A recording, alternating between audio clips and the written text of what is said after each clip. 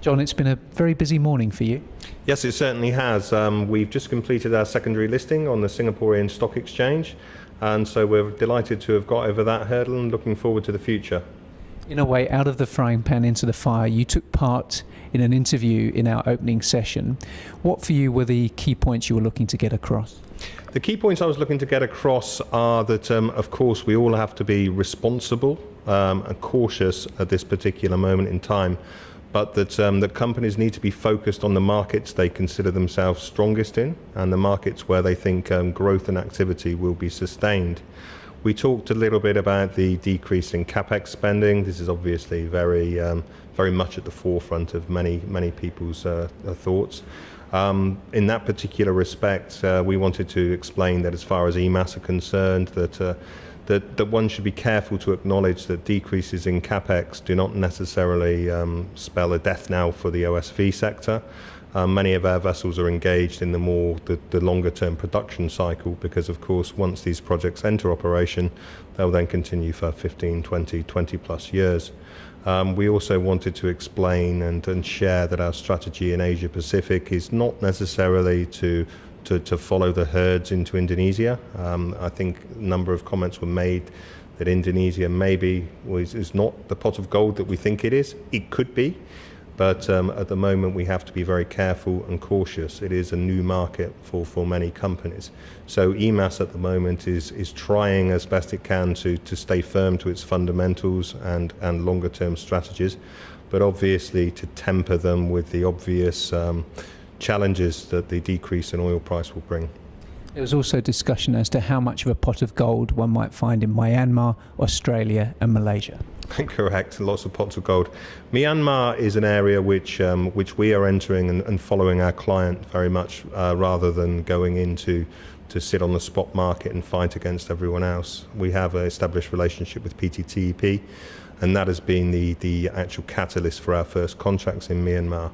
We're in the process of setting up a shore-based operation, but we're also leveraging across EMAS's other group activities. For example, we have a small division called EMAS Energy, which focuses on well services. So we're able to share some of the costs and the risks by setting up entities in conjunction with sister companies.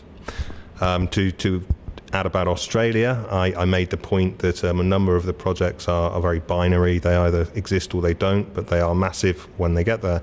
So the challenge with Australia is how much effort are you prepared to put in on the assumption that there's only really one job to get.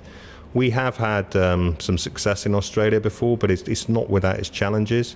It's difficult to dip your toes in and out, but we do look at it opportunistically in very specific spaces.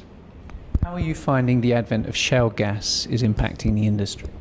I think the advent of shale gas is impacting the industry more at maybe a hysterical level than at a change in OSV rates level, if you know what I mean. It would be naive and irresponsible for us to pretend to our shareholders that shale gas is not changing the dynamics of energy consumption.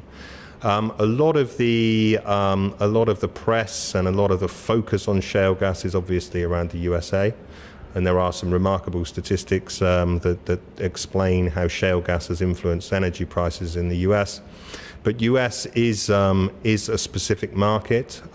We have not seen any direct impact ourselves. There have been obviously reports of some of the larger oil companies divesting offshore assets and going into shale gas. But one must never forget there still isn't an aeroplane that runs on shale gas or a motor car that runs on shale gas. So petroleum-based products will continue to have a very significant role, not only in energy production, but in manufacturing the industry as a whole.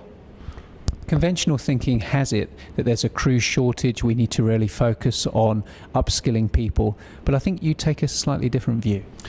Our view is we've never really experienced problems in terms of crew availability, but one area we are focusing very much on is crew competence going forward.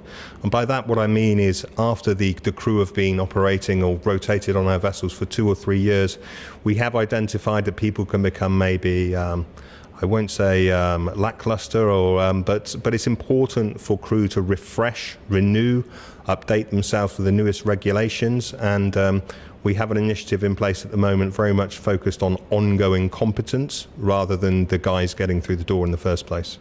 Finally, Jon, this is your first Asia OSJ conference. What are your early impressions? I think I'm very impressed. I can see you have a very large crowd there, some faces I recognise, so you have some very influential and senior people. I think it's very exciting, and so I've had some good discussions, so I look forward to spending a bit more time here.